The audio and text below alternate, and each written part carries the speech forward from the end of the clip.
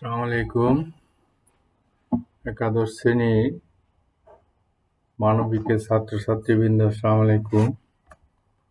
গত সপ্তাহে তোমাদের ক্লাস নিতে পারি নাই একটু শারীরিক অসুস্থতার কারণে। আজকে ইনশাল্লাহ চেষ্টা করব যে তোমাদের ভারতের মুসলমানদের আগমন বা আরবদের ভারত অভিযান বা সিন্ধু অভিযান, মুলতান অভিযান।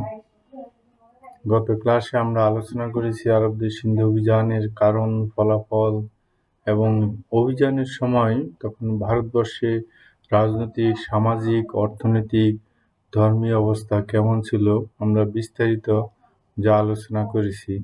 যে পরবর্তী পর্যায়ে আরবদের পরে যে সুলতান মাহমুদ আসছেন, সুলতান মাহমুদের আগে আছে তার যে সবুত্তগিন, তার আগে আছে আলপ্তগিন। তারা কোথায় থেকে আসছে, তাদের উৎপত্তি কোথায়, তারা কোথায় থেকে আসে, ভারতবর্ষ অভিযান করেছে, এগুলো নিয়ে আমরা আলোচনা করব আজকে। যে সুলতান মোহাম্মদের সুলতান, যে গজনির সুলতান মাহমুদ, যে আমরা আরবদের সিন্ধু অভিযান বা শাসনের অবসানে আমরা উপসংহারে আলোচনা করেছি যে তাদের যে অভিযান একদম যে ব্যর্থতা পর্যবেসিত হয় নাই। ভারতবর্ষে যে পৌত্তলিক সমাজ ব্যবস্থা ছিল, যে অর্থনৈতিক বিশৃঙ্খলা ছিল, রাজনৈতিক বিশৃঙ্খলা ছিল, সেগুলো সুশৃঙ্খলার ভিতরে যে এসে যায়। মানুষ সামাজিক দিক সমাজবদ্ধভাবে সুশৃঙ্খলভাবে বসবাস করলে সেখানে শান্তি আসে। তোমরা জানো যে আজকে আমরা আলোচনা করব যে গজনি সুলতান মাহমুদ বা সুলতান মাহমুদের উৎপত্তি বা তার পূর্বসূরীদের উৎপত্তি কোথায় থেকে হয়েছে সেটা নিয়ে আমরা আলোচনা করব। সুলতান মাহমুদ তার আগে ছিল যে সবুত্তগিন, যে সেই ছিল সবুত্তগিনের জামাতা ছিল, আর সবুত্তগিন ছিল যে আলপ্তগিনের যে ছেলে ছিল। যে এদের আমরা জানি উমাইয়া খিলাফত, যে আবার একটু আমি পিছনের দিকে যাই, নবীজি যে আগমন থেকে শুরু করে তার যে নবুয়ত লাভ থেকে শুরু করে 632 পর্যন্ত উনি খিলাফত পরিচালনা করেছিলেন। বিশেষ করে 622 হিজরত করার পর মদিনাতে ইসলাম রাষ্ট্র প্রতিষ্ঠা করে উনি মদিনা ইসলামী স্টেট পরিচালনা করেছিলেন। তারপরে খোলাফায়ে রাশিদিনের রাজত্বকাল 632 থেকে 661 সাল পর্যন্ত 4 জন খলিফা পর্যায়ক্রমে রাজত্বকাল পরিচালিত খোলাফায়ে রাশিদিনের শাসন আমল বলা হয়ে থাকে। তারপর 661 থেকে শুরু করে 750 উমাইয়া খিলাফতকালে ওয়ালিদের সময়ে যা আমরা আরবদের সিন্ধু অভিযান বা আরবেরা আমাদের ভারত উপমহাদেশে আছে, এখান দিয়ে মধ্য এশিয়ার দিকে যায়, এখান দিয়ে আফ্রিকা পার হয়ে স্পেনের দিকে যায়, ইউরোপের দিকে যায়। স্পেন হচ্ছে ইউরোপ মহাদেশে। ভূমধ্য সাগরে যে উত্তর তীরের দেশগুলো হলো ইউরোপের দেশ, আর ভূমধ্য সাগরের দক্ষিণের দেশ হলো যে আফ্রিকা মহাদেশ। এরপরে আছে আব্বাসীয় খিলাফত। নবীজির চাচা আব্বাসের নাম অনুসারে বা তাদের পূর্বপুরুষ যে ছিল, তারা নবীজির চাচা আব্বাসের বংশধর হিসাবে ইতিহাসে দেখা যায়। সেই অনুসারে আব্বাসীয় বংশ যে নামকরণ করা হয়েছে। এই আব্বাসীয় বংশে যে রাজত্বকাল শুরু হয় 750 থেকে শুরু করে 1258 সাল পর্যন্ত। আব্বাসীয় খিলাফতের সময়ে যে সাম্রাজ্য বিস্তৃতি হওয়ার সাথে সাথে যে বিভিন্ন জাতি, বিভিন্ন গোত্র তারা ইসলামে অনুশাসন মেনে ইসলামে আনুগত্য করে তারা আব্বাসীয় খিলাফতের অধীনে চাকরি করেছিল আব্বাসীয় খলিফাদের। কিন্তু সেখান থেকে তারা শক্তি সামর্থ্য অর্জন করে আব্বাসীয়দের রাজত্বকালের দিকে এসে দেখি কিছু কিছু স্বাধীন রাষ্ট্রের যে উৎপত্তি হয়। সেলজুক বংশ আছে, বুহাইদ বংশ আছে, তারপর আছে আমরা যেটা নিয়ে আলোচনা করব এটা হচ্ছে সামানি বংশ। এই সামানি বংশ থেকে, অর্থাৎ যে আব্বাসীয়দের দেহরক্ষী যারা ছিল তাদের অত্যাচারে অতিষ্ঠ হওয়ার পর তারা যে তুর্কিরা এসেছে তোমাদের মধ্য এশিয়া থেকে, যে যে এরা যে 9টি গোত্র সেন্ট্রাল এশিয়ার দিকে তারা আসে, যে বা এশিয়া মাইনরের দিকে তারা আসে, অর্থাৎ ভূমধ্যসাগরে যে পূর্ব দিকে দেশগুলোতে তারা আছে, যে আনাতোলিয়া বলো, খোরাসান বলো বা পারস্য বলো, এইসব দেশে এসে তারা ইসলামের সংস্পর্শে ইসলাম গ্রহণ করে, আব্বাসীয়গুলো আনুগত্য করে এবং তারা সেনাবাহিনীতে যোগ দিয়ে বা তারা যাদের মেধা এবং প্রতিভা ছিল তারা প্রশাসনিক উচ্চ পদে যোগদান করে। পরে আব্বাসীয়দের দুর্বলতার সুযোগে তারা স্বাধীন রাষ্ট্রগুলো যে প্রতিষ্ঠা করে, যে প্রাদেশিক স্বাধীন, এটার ভিতরে একটি রাষ্ট্র ছিল যে মধ্য এশিয়ায় এই ধরনের একটি পারস্য বংশ ছিল যেটাকে সামানি বংশ বলা হয়। এই সামানি বংশে যে পঞ্চম খলিফা ছিল বা পঞ্চম সুলতান ছিল আব্দুল মালিক, তার অধীনে যে আলবতগীন যে একজন কৃতদাস ছিল তাকে খোরাসানের শাসনকর্তা নিয়োগ করা হয়। পারস্য যে ইরান আর খোরাসান ইরানের একটা প্রভিন্স বা প্রদেশ খোরাসান, সেখান থেকে। এবং এই আব্দুল মালিকের মৃত্যুর পরে যে আলবতগীন যেই খোরাসানের শাসনকর্তা হয়ে সেখান থেকে এসে গজনিতে সে একটি স্বাধীন রাষ্ট্র স্থাপন করে। গজনি হচ্ছে আফগানিস্তানে যে বর্তমান যে রাজধানী আছে, রাজধানী দক্ষিণ দিকে হলো গজনি। এখানে একটি স্বাধীন সার্বভৌম রাষ্ট্র প্রতিষ্ঠা করে। আর এখান থেকে সে বিভিন্ন অভিযানগুলো পরিচালনা করে, যে খাইবার গিরিপথ এবং পেশোয়ারের উপত্যকা স্বীয় অধিকার স্থাপন করতে সেই কিন্তু খুবই দুঃসাহসিক অভিযানকারী ছিল। যে পারস্য বা আফগানিস্তানের লোকেরা এই ধরনের যে অভিযানে তারা যে খুব রণপটু ছিল এবং সেখান থেকে তাদের যে গজনি বংশ যে উৎপত্তি হতে হয়েছিল। তাহলে যে আলবতগীনের পরে এরপরে তারপরে মৃত্যুবরণ করার পরে যে সেই তার ছেলে এবং হলো যে 963 সালের দিকে যে আলবতগীনের মৃত্যু হলে তার উত্তরাধিকার নিয়ে দ্বন্দ্ব হয়। দ্বন্দ্বে তার পুত্র ছিল ইসাক আর জামাতা ছিল সবুত্তগীন। এই প্রতিদ্বন্দ্বিতা আমরা দেখি যে ইসাক পরাজিত হয় এবং যে সবুত্তগীন যে গজনি ক্ষমতা লাভ করে, গজনি ক্ষমতা দখল করে নিয়ে গজনি আফগানিস্তানে, আমি বারবার বলতেছি গজনি আফগানিস্তানে, তোমরা বইয়ের ভিতর দেখিও গজনি বর্তমান যে কাবুলের কাবুল সরাসরি দক্ষিণ দিয়ে তোমরা দেখো যে এই যে বই যে মানচিত্র আছে আমি দেখাচ্ছি যে কাবুল, এলো কাবুল, দেখো এই কাবুল, এরপরে হচ্ছে এই গজনি।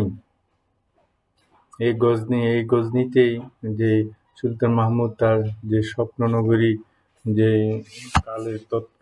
তৎকালে শ্রেষ্ঠ নগরী উনি প্রতিষ্ঠা করেছিলেন, বাগদাদের মতোই। যে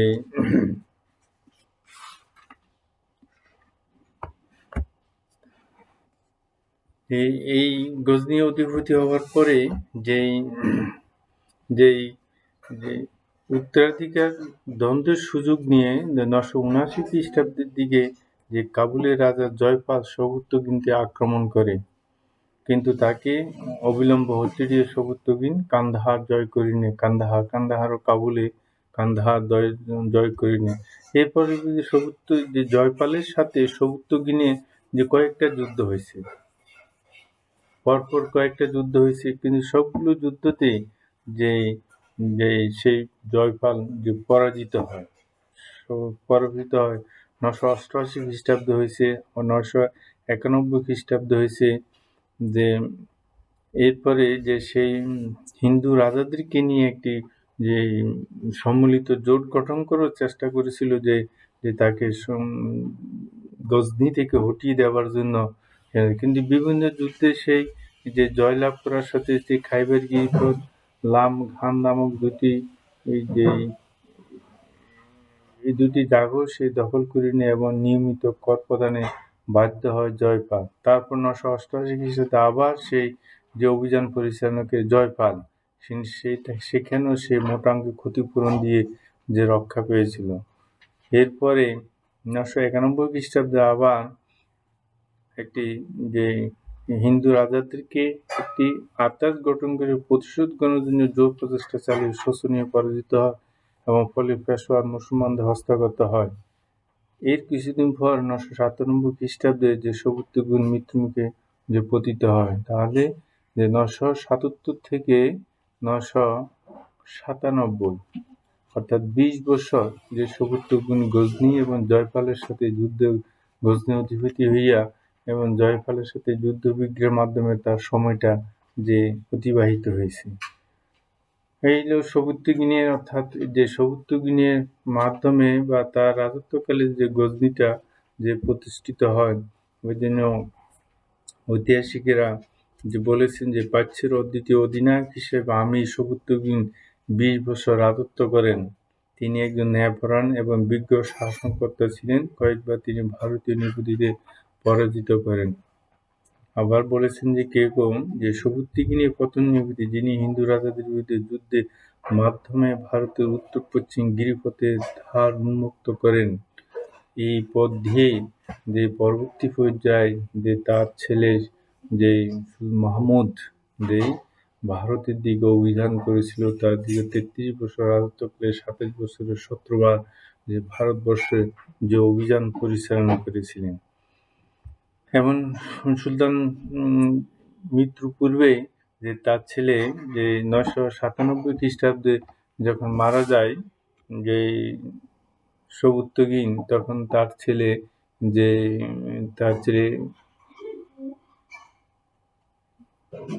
ইসমাইলকে যে ক্ষমতা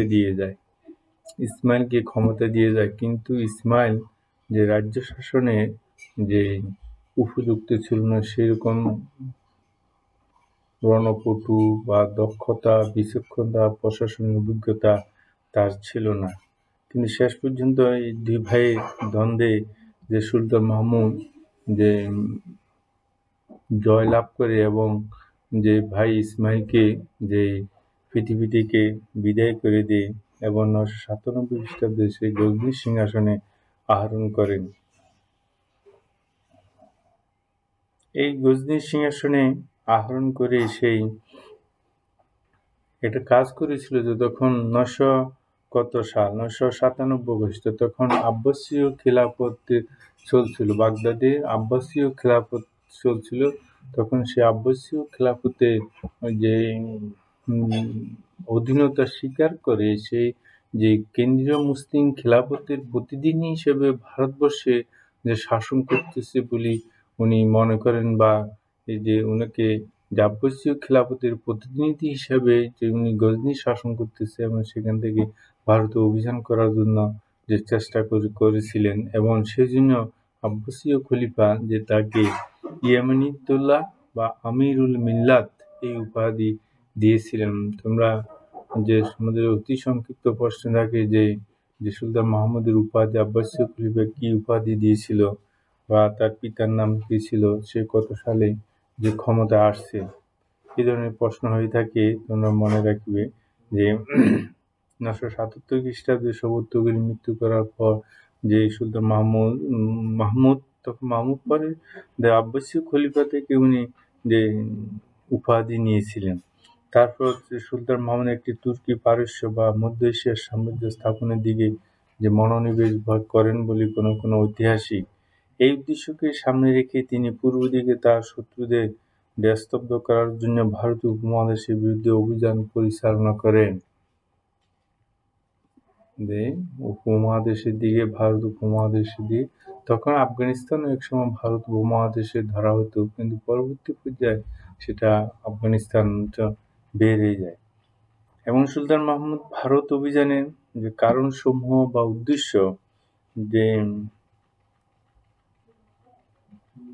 যে কজেস অথবা objectives of military adventure of যে সুলতান মাহমুদ ইন ইন্ডিয়া, যে কি উদ্দেশ্যে সুলতান মাহমুদ তার লক্ষ্য ছিল, কি কারণ ছিল যে ভারত উপমহাদেশের দিকে উনি বারবার অভিযান করেছিলেন।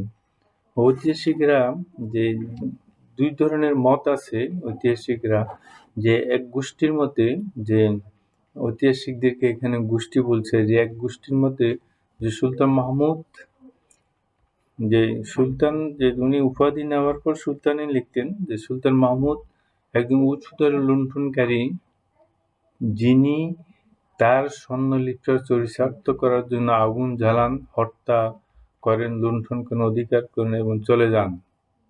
আরব গোষ্ঠীর মধ্যে তিনি ইসলামের একজন শ্রেষ্ঠ বীর পুরুষ, যার ভারত আক্রমণের প্রধান উদ্দেশ্য হল পৌত্তলিকতা ধ্বংস করা এবং অসির যোগে ইসলাম প্রচার করা। এগুলো একটি অভিযোগও সত্য নয়। আক্রমণের কারণগুলো ব্যাখ্যা করা যায়। আক্রমণের কারণ ব্যাখ্যা করতে হলে সেখানে পক্ষে বিপক্ষে যে মত আছে, যে ঐতিহাসিকরা বলছেন যুদ্ধ বিগ্রহ ছাড়া যে উনি যে বিনা কারণে কোনো রাজ্য আক্রমণ করে নাই, কোনো মন্দির ধ্বংস করে নাই, কোনো মাঠের ফসল নষ্ট করে নাই, কাউকে হত্যা করে নাই, কাউকে জোরপূর্বক ইসলাম ধর্মে দীক্ষা দিতে বলেন নাই। উনি অভিযান করছেন, অভিযান করার পরে যে তারা বশ্যতা স্বীকার করছেন, সেখানে প্রতিনিধি রেখে উনি গজনিতে ফিরে গেছেন। শুধু পাঞ্জাবের কিছু অংশকে উনি যে গজনির সাথে সংযুক্ত করেছিলেন এবং সেই উদ্দেশ্যগুলোর ভিতরে আছে যে রাজনৈতিক, অর্থনৈতিক, ধর্মীয় এবং সামরিক। এই উদ্দেশ্যে সেই অভিযানগুলো করেছিল। সেগুলোর সঙ্গে বিশ্লেষণ করা যেতে পারে, যে বিশ্লেষণ করলে সেখানে পক্ষে বিপক্ষে যে মতামত আছে। আমাদের যে তোমাদের যে পাঠ্য বইতে আমি বলেছি, তোমরা নিশ্চয়ই, আমি জানি না, যে পাঠ্য বইতে যে অনেকটা কমই লেখা আছে যে সুলতান মাহমুদের ভারত অভিযান আলোচনা করতে গেলে অনেক বিরাট। আমরা আগে যে আরেকটা বই আছে, যে সৈয়দ মাহমুদুল হাসানের একটা বই আছে যে ভারতবর্ষের ইতিহাস।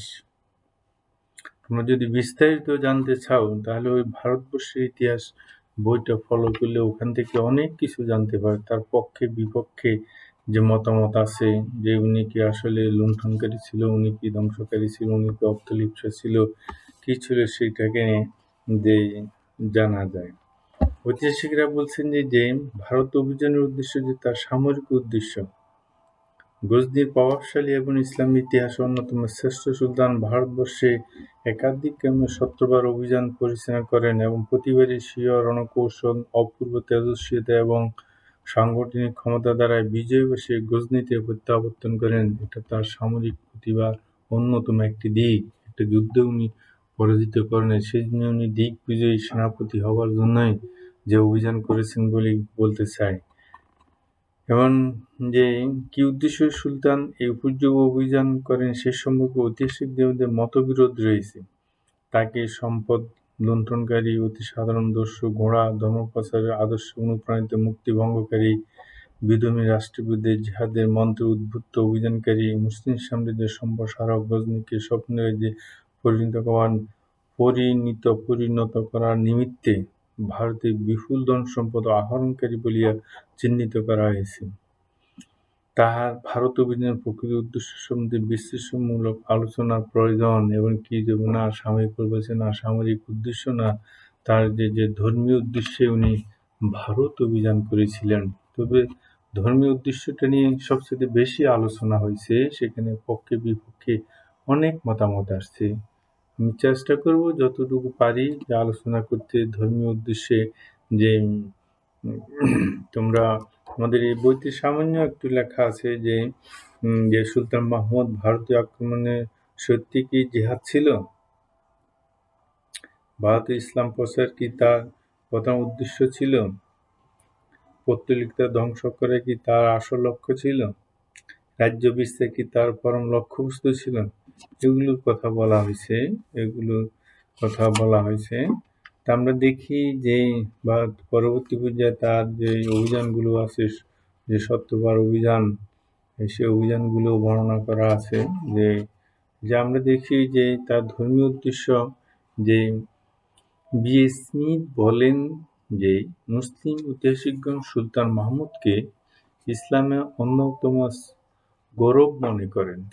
একজন ইংরেজ ঐতিহাসিক তাকে বলছেন যে ঈশ্বরী প্রসাদের মতে আজন্ম সৈনিকের গুণাবলী সহিত তার অসীম ধর্মপ্রবণতার সংমিশ্রণ ঘটে এবং ইহা তাকে ইসলামে অন্যতম শ্রেষ্ঠ নেতার সম্মানে ভূষিত করে। দুটো জিনিসই 6 নম্বর সাধন হয়েছে বলতেছে, ধর্মীয় মনোভাবও ছিল এবং আজন্ম সৈনিকের যেই গুণাবলী সেটা ছিল, দুটি সংমিশ্রণের ফলেই উনি ভারতবর্ষের দিকে যে অভিযান করেছিলেন এবং সক্ষম হয়েছেন। আর ঈশ্বরদী যে স্মিথ বললেন যে ইসলামের অন্যতম গৌরব বলে, তবে এটা ঠিক যে ভারতবর্ষে যে ইসলাম দুইভাবে আসে, যে বিজয় বেশও আসে। আমি আগেও বলছি যে বিজয় বেশও আসছে, তারপরে আবার সুফি সাধকদের মাধ্যমে আসছে ভারতীয় ইসলাম। এবার সুফি সাধকদের ভিতরে তোমরা জানো যে শাহজালাল, শাহপরাণ আমাদের বাংলাদেশে যেগুলো আসছে, যে ভারতে আছে যে খাজা মঈনুদ্দিন চিশতি, খান জাহান আলী আমাদের দেশে যদিও তখন তার মাজার আছে, উনি বিহারের অধিবাসী ছিল। বিহার থেকে উনি দক্ষিণবঙ্গে ইসলাম প্রচার করার জন্য উনাকে পাঠানো হয়েছিল। এইভাবে আমরা দেখি যে বিভিন্ন সুফি সাধক দরবেশগণ যে বিভিন্ন অঞ্চলে যে ছড়িয়ে ছিটিয়ে, বিশেষ করে ইসলাম বিজয় হবার পর বা মদিনা প্রতিষ্ঠিত হবার পর বা মক্কা বিজয় হবার পর যে নবীজি বিভিন্ন যে দল গঠন করে অমুসলিম দেশগুলোকে ইসলামের দাওয়াত পৌঁছে দেওয়ার জন্য যে প্রতিনিধি প্রেরণ করেছিলেন, সেই প্রতিনিধি বা বিদায় হজের ভাষণে উনি একটা কথা বলেছিলেন যে আজকের এই বিদায় হজের ভাষণে যে আমার কথাগুলো যারা শুনেছ আর যারা শুনে যায় তাদের নিকট তোমরা আমার কথাগুলো পৌঁছে দিবে। বিদায় হজের ভাষণটা যে বলা হয়ে থাকে পৃথিবীর অন্যতম শ্রেষ্ঠ ভাষণ। আমরা যদি যে বিদায় হজের ভাষণটা বিশ্বের মানবকুল যদি সেটা অনুসরণ করে, সেটা মানে যে তাহলেও যে এই পৃথিবীতে এত দ্বন্দ্ব সংঘাত, এত মারামারি, এত কাটাকাটি, এত হানাহানি, এত কিছু হয় না। যা আমরা দেখতেছি যে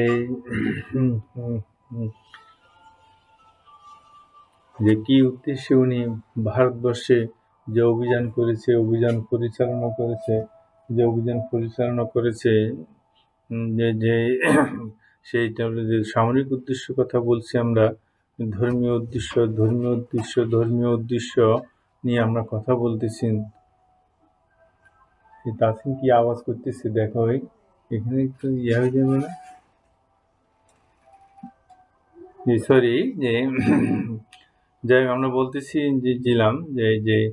যে আজন্ম সৈনিকের গুণাবলীর সহিত তাহার অসীম ধর্মপ্রমত্ত সংমিশ্রণ ঘটে এবং ইহা তাকে ইসলামের অন্যতম শ্রেষ্ঠ নেতার সম্মানে ভূষিত করে।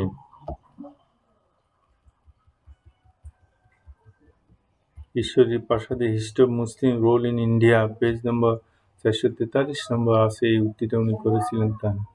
তিনি আরো বলেছিলেন যে যেহেতু আব্বাসীয় খলিফা কাদের বিল্লাহ তাহাকে ইয়ামিনুদ্দৌলা এবং আমিরুল মিল্লাত উপাধি প্রদান করেন, সেহেতু তিনি স্বাধীন সুলতানরূপে ভারতবর্ষের প্রতিষ্ঠিত ধ্বংস করিয়া ইসলাম প্রচারের নিমিত্তে যুদ্ধ অভিযান প্রবৃত্ত হন।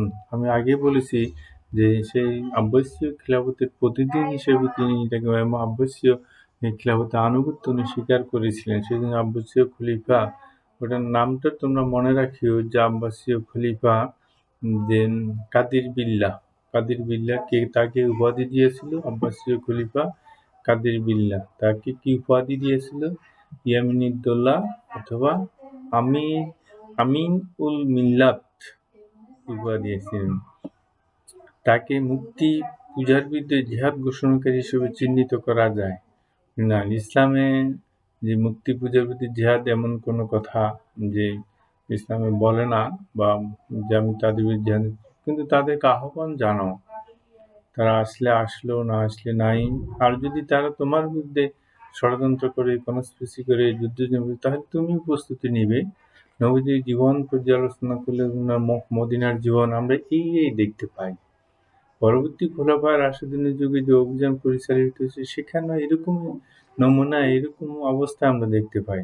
যে যাই হোক, যে তাকে মুক্তি পূজার বিরুদ্ধে জিহাদ ঘোষণাকে চিহ্নিত করা যাইতে পারে, এই অসমর্থিত এবং অলিক অভিযোগের মূলে ছিল শত্রুরা ভারত সত্রবার যুদ্ধ অভিযানকালে কতিপয় হিন্দু মন্দিরের অনিচ্ছাকৃত একটা কথা বলা আছে, অনিচ্ছাকৃত ক্ষতি সাধন, অর্থাৎ পরবর্তী পর্যায়ে আমরা দেখব এইসব মন্দিরগুলো তখন রাজনৈতিক যে অস্ত্রাগার হিসেবে ব্যবহার করা হতো, আশ্রয় কেন্দ্র হিসেবে ব্যবহার করা হতো, সেজন্য সেগুলোতে অভিযান করা হয়েছে এবং অভিযানকালে হয়তো ক্ষতি সাধন হয়েছে। এটা যে অবিশ্বাসের কিছু না বা অঘটন কিছুই না, এটা ঘটতে পারে। এক্ষেত্রে বিশেষভাবে মথুরা, বৃন্দাবন এবং সোমনাথ মন্দিরের কথা বলা হয়েছে।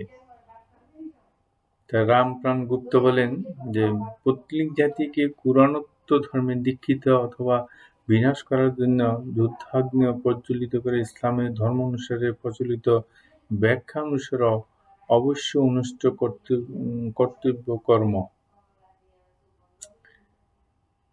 যিনি তার সদৃশ কর্তব্য পালন করে তিনি গৌরবজনক গাজী উপাধি লাভ করেন। মাহমুদও ধর্মযুদ্ধে লিপ্ত হন, পুণ্য সঞ্চয় করিবার জন্য মনস্থ করিলেন। সোমনাথ মন্দির অভিযানকালে মাহমুদের মুক্তি বিক্রেতার পরিবর্তে মুক্তি ভঙ্গকারী হইতে চান বলিয়া যে কাল্পনিক ঘটনা উল্লেখ পাওয়া যায়, সম্ভবত উহা হইতে মাহমুদের জিহাদ ঘোষণা, গাজী হইবার অভিলাষ, পৌত্তলিকতা দূরীকরণ এবং উহাস্থলে ইসলাম প্রতিষ্ঠার অভিযোগ করা হইয়াছে। সূক্ষ্ম এবং নিরপেক্ষ বিচারে তার বিরুদ্ধে যে অভিযোগ আছে সেই ভিতরে ঐতিহাসিকেরা আবার বলতেছেন, সূক্ষ্ম এবং নিরপেক্ষ বিচারে সুলতান মাহমুদকে ধর্মপ্রচারক, পৌত্তলিক বিরোধী, ধর্মপ্রাণ মুসলমান এবং অমুসলমান অঞ্চলে অর্থাৎ দারুল হার্ব জিহাদ পরিচালনা বলিয়া মনে করা যায় না। অর্থাৎ এইগুলোতে যেমনি করেছেন যে মুক্তি ভঙ্গকারী, জিহাদ ঘোষণাকারী, যে এগুলো বলা হচ্ছে যে বিশেষণে বিশেষিত করাচ্ছে, এগুলো বলা যায় না। তার যুক্তি দিয়ে গিয়ে ঐতিহাসিকরা বলছেন যে যে পরাক্রমশালী দিগ্বিজয়ী সুলতান মুহাম্মদ আব্বাসীয় খলিফার প্ররোচনা দারুল হরফ ভারতবর্ষের কথা বলছে, যে ইসলাম প্রচার নিমিত্ত যুদ্ধ পরিচালনা করেন নাই, তার সপক্ষে তিনি যুক্তি দেওয়া যাইতে পারে। যে আব্বাসীয় খলিফারা যে বলেছে তাকে ইসলাম প্রচার করার জন্য বা ধর্ম প্রচার করার জন্য, সেখানে তার কোনো প্রমাণ নেই। তার সপক্ষে ঐতিহাসিকরা যুক্তি দিচ্ছেন। প্রথম যে যুক্তি তারা দিচ্ছেন সেটা হচ্ছে যে শাসকদের পক্ষে ধর্ম প্রচার যে অপরিহার্য রাজকার্য, এই মনোভাব পরিসমাপ্তি বহুদিন পূর্বে ঘটিয়াছে।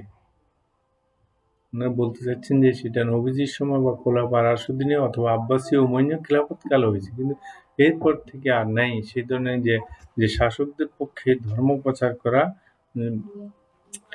রাজকার্য বা শাসন কার্য পরিচালনার সাথে যে ধর্ম প্রচার করা, যে তাদের পক্ষে সম্ভব না। কারণ যে সম্প্রসারণ এবং ইসলাম প্রচার প্রথম পর্যায়ে খলিফা ওমর, উসমান, খলিফা প্রথম ওয়ালিদের সময় শেষ হইয়াছে, অর্থাৎ তারা আব্বাসীয় খিলাফত পর্যন্ত আসতে চাচ্ছে না। ঐতিহাসিকরা ওয়ালিদের সময় সাম্রাজ্য যে সম্প্রসারণ হয়েছিল সেটা পর্যন্ত আসছে।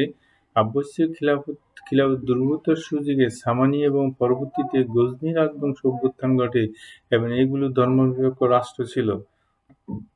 তারা যদি ওনারা করতো তাহলে এগুলো তো ধর্মনিরপেক্ষ রাষ্ট্র, সেগুলার রাষ্ট্র ছিল। তারা বলতেছে যে আরো যুক্তি যেটা দিচ্ছে যে সুতরাং জিহাদ পরিচালনা করা সম্পূর্ণ ভিত্তিহীন। আরো যুক্তি দিচ্ছে যে ধর্মযুদ্ধ পরিচালনার পরিবেশ গজনী রাজ্যে ছিল না, যে গজনী রাজ্যে ধর্মযুদ্ধ নিরেট ধর্ম, যেটা বলতেছে খোলাফা রাশিদিনের যুগ বা নবীজির সময় হয়েছে, এই ধরনের পরিবেশ ছিল না। তারা যে এই কথা বলিষ্ঠভাবে উল্লেখ করেন মোহাম্মদ হাবিব, ঐতিহাসিক হাবিব, আব্বাসীয় খলিফা মাহমুদকে সর্বপ্রথম মুসলিম সুলতানের মর্যাদা দান করে এমন তার সামন্ত রাজ্যের প্রতিষ্ঠাতা বলা যাইতে পারে। তাকে প্রতিনিধি হিসেবে তাদের যে সুলতানের মর্যাদা তারা দিয়েছে, কিন্তু যে তাকে এক সামন্ত রাজা হিসেবে, সামন্ত রাজা স্বাধীন নৃপতির শিকাছে ছিল, তো সামন্ত রাজা হিসেবে তাকে তারা এতটুকু বলতেছেন ঐতিহাসিকরা। দ্বিতীয় যে প্রতিষ্ঠিত হচ্ছে যে উনি যে জিহাদ পরিচালনা করছেন সেটা যে ঠিক না। আবার বলতেছেন যে হাবিবের ভাষায় সমালোচকদের নিকট অভিযানগুলো ধর্মবহিত বৈশিষ্ট্যগুলো ভাস্বর হইয়া উঠিবে, যদি তাহারা যুগ ধর্মের স্বরূপ উপলব্ধি করতে পারেন। এইগুলো ধর্মযুদ্ধ ছিল না, বরং গৌরব এবং ছন্দের জন্য ছিল পার্থিব যুদ্ধ অভিযান। ইহার মধ্যে ধর্মীয় উদ্দেশ্য অনুধাবনকে একেবারে অসম্ভব। বলা হচ্ছে যে না, আমরা ভারতবর্ষে বিভিন্ন ঐতিহাসিক নিবদ্ধতা হিউং শান বিভিন্ন পরিসর বলেছে ভারতবর্ষ ধন্য ধান্য পুষ্পরা সোনার বাংলা বা এই ভারতবর্ষ প্রাকৃতিক সম্পদে ভরপুর ছিল, সেখানে স্বর্ণ ছিল বলতেছে ঐতিহাসিকেরা, যে সেটার জন্যই যে অর্থ লিপ্সার জন্য উনি অভিযান পরিচালনা করেছিলেন, সেখানে জিহাদ পরিচালনা করলে সেটা অমূলক ছিল। ইহার প্রমাণ পাওয়া যায় যে গজনী সৈন্যবাহিনী গঠন। সুতরাং ভারতবর্ষে জিহাদের জন্য স্বর্গলাভে পড়াশোনা ধর্মযোদ্ধাদের একটি বাহিনীও গঠন করেন নাই। যে নিরেট যারা ধর্মযুদ্ধ পরিচালনা করে, যে নবীজির সমাজে সাহাবে কেরাম ছিলেন, তারা এই ধরনের কোনো তার যে সৈন্যবাহিনী ছিল তাদের যুক্তি হচ্ছে সেটা ছিল যে নিয়মিত বেতনভুক্ত যুদ্ধকৌশল প্রশিক্ষণপ্রাপ্ত সৈন্য, এবং সেই ক্ষেত্রে বিভিন্ন জাতিভুক্ত সৈন্য ছিল, মুসলমান ছিল, তুর্কি ছিল, উজবেক ছিল, বিভিন্ন সম্প্রদায়ের লোক ছিল। সুতরাং তারা তো একদম নেট মুসলমান ছিল না। তারপর তৃতীয় যে যুক্তি উনারা দিতে চাচ্ছেন যে সুলতান মাহমুদ ধর্মযুদ্ধ পরিচালনা করেন নাই। ইহার কারণ তার শত্রু বা যুদ্ধ অভিযানের মধ্যে কয়েকবার মুসলিম সামন্ত রাজা এবং অধিপতিদের বিরুদ্ধে অভিযান পরিচালিত হয়। তিনি যদি ধর্মযুদ্ধ পরিচালনা করেন তাহলে মুসলিম রাজ্যগুলোর বিরুদ্ধে কেন অভিযান করলেন? সেই রাজ্যগুলো ভিতরে আছে যেমন সুলতান মুলতানের কারামতি অধিপতি মুসলিম আবু ফাত্তা দাউদ একটা কথা উল্লেখ করেছেন তারা, তাহলে তাকে কেন আক্রমণ করা হলো? তাহলে তার বাসনা উচ্চ বলে সে দিগ্বিজয়ী সেনাপতি হবে। সেই জন্য তারপরে চতুর্থ যে কথা, তার সেনাবাহিনীতে অমুসলমান খোকরার উপজাতীয় লোক হিন্দুদের যোগদান সুলতানের দূরদর্শিতার পরিচায়ক। তাহলে যেটা আমি আগে বলেছি, সেখানে বিভিন্ন উপজাতীয় তুর্কি বা উজবেক পারস্য লোকজনও ছিল তার সেনাবাহিনীতে। পঞ্চমত, যে ক্রুসেড ও জেহাদ দ্বাদশ শতাব্দীতে সংগঠিত হয় এবং ইহার জন্য সালাউদ্দিন গাজী উপাধি লাভ করেন। সুলতান মাহমুদকে গাজী উপাধি প্রদান করা হয় নাই। অর্থাৎ সুলতান মাহমুদকে গাজী সালাউদ্দিন সময় যে ক্রুসেড যে ধর্মযুদ্ধ পরিচালনা করা হয়েছে, তোমাদের ফার্স্ট পেপারে পড়ানো হবে ক্রুসেড বা ধর্মযুদ্ধ, গাজী সালাউদ্দিন নুরুদ্দিন জঙ্গি বা তাদের ইতিহাস সেখানে আসে। ক্রুসেড 300 বছর ব্যাপী শেষ পর্যন্ত গাজী সালাউদ্দিনের সময় সেটা পরিসমাপ্তি হয়। যে খ্রিস্টানরা তাদের নিজেদের ভিতর হিংসা বিদ্বেষ মারামারি হানাহানিকে যে চলছিল সেটাকে দূরীভূত করার জন্য তারা জেরুজালেম নগরী, আমি সংক্ষেপে বলতেছি, জেরুজালেম নগরী পুনরুদ্ধারের নাম দিয়ে তারা মুসলমানদের বিরুদ্ধে ঘৃণা ছড়িয়ে বা তারা ক্রুসেডের যুদ্ধের সূত্রপাত করেছিল। পুরো খ্রিস্টান জগৎ পোপের নেতৃত্বে, ভ্যাটিকান সিটির পোপের নেতৃত্বে তারা এই অভিযানগুলো করেছিল। তোমরা যদি উচ্চ স্তরে তোমরা যে ইউরোপের ইতিহাস, আরও ভয়াবহ ইউরোপের ইতিহাস আছে, আমরা অনার্সে সেটা পড়িয়ে থাকি থার্ড ইয়ারে, যে আধুনিক ইউরোপের ইতিহাস, সেখানে তাদের বৎসরব্যাপী শতবৎসরব্যাপী সপ্তম বৎসরব্যাপী সেই নেপোলিয়ান, সেই যে জার্মানি, তারা বিরাট সাম্রাজ্য প্রতিষ্ঠা করেছে, আবার পতন হয়েছে, অসংখ্য মানুষ মারা গেছে, লক্ষ লক্ষ মানুষ মারা গেছে, অসহায়ভাবে নৃশংসভাবে তাদেরকে হত্যা করা হয়েছে। বিভিন্ন অভিযানে মরে পড়ে, পাহাড়ে পড়ে, জঙ্গলে, নদীতে, খালে ভেসেছিল মানুষ। সেটা আরো খুব ভয়াবহ ইতিহাস, যে 16-17 শতাব্দীতে বিশেষ করে যে ফরাসি 1789 খ্রিস্টাব্দে ফরাসি বিপ্লবের আগে পরে যে ইতিহাস খুবই ভয়াবহ, সেখানে তোমরা দেখতে পাবে এই সুলতান মাহমুদের অভিযানে কি ক্ষতি হয়েছে, কতটুকু হয়েছে, তার চেয়ে ভয়াবহ ক্ষতি হয়েছে সেই অভিযানগুলি। যে পরপর দুটি বিশ্বযুদ্ধ, ক্রিমিয়ার যুদ্ধ, তারপর সে জুলাই বিপ্লব, ফেব্রুয়ারি বিপ্লব, যে ফ্রান্সের যে ষোড়শলীকে যে পরাজিত করে বা তাকে ফাঁসি কাস্টে দিয়ে গিলিটিনে হত্যা করা হয়েছিল, সে ভয়াবহ ইতিহাস তোমরা সেখানে যদি দেখো, সেখানে যে সভ্যতার কলঙ্কের ইতিহাস সেখানে আছে। তো যাই যেখানে হচ্ছে যে সুলতান মাহমুদ যে গাজী উপাধি তাকে দেওয়া হয়নি বা উনি পান নাই, তাহলে উনি কিভাবে ধর্ম প্রচার বা জিহাদ পরিচালনা করেছেন? এবং আরও যে ঐতিহাসিকরা মত দিচ্ছেন যে যে ধর্মপ্রচার যে উনি করেছিলেন সেটাও তার বিরুদ্ধে একটা অবান্তর অভিযোগ, যে উনি যে যে অর্থাৎ এক হস্তে পুরাণ বা অন্য হস্তে তরবারি লইয়া ভারতবর্ষে আগমন করিতে তাকে অভিযুক্ত করা হইয়াছে।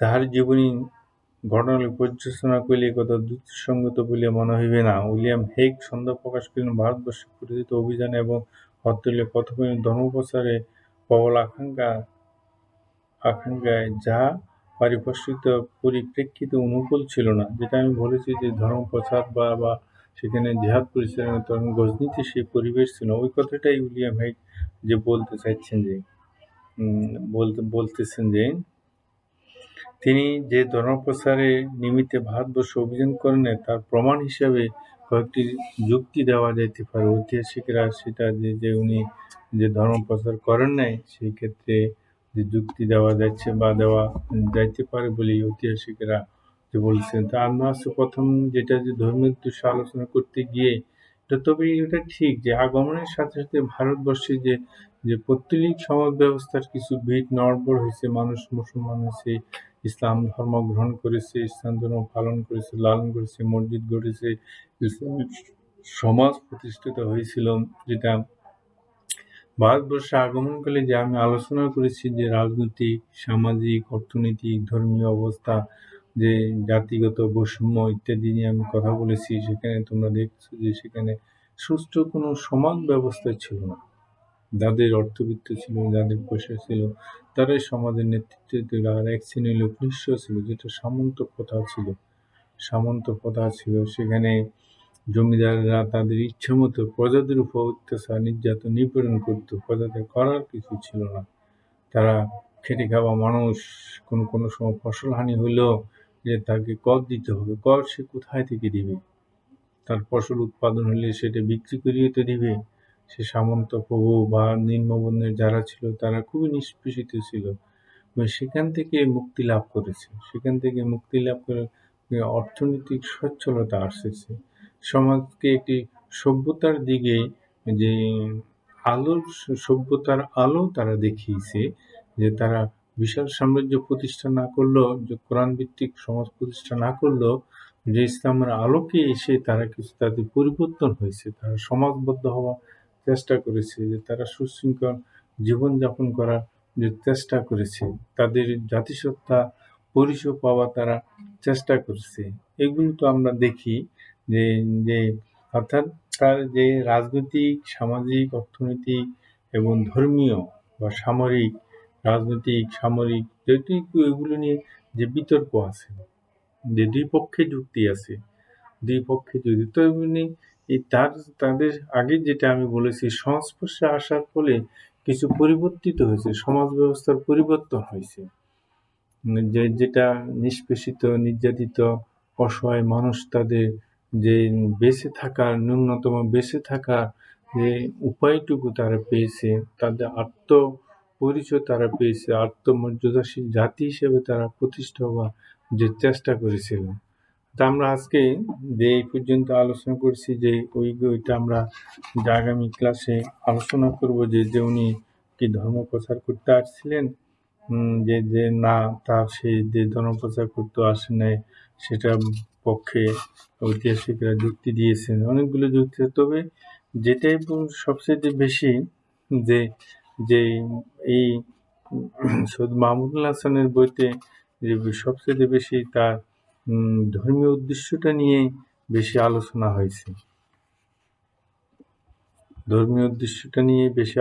হয়েছে।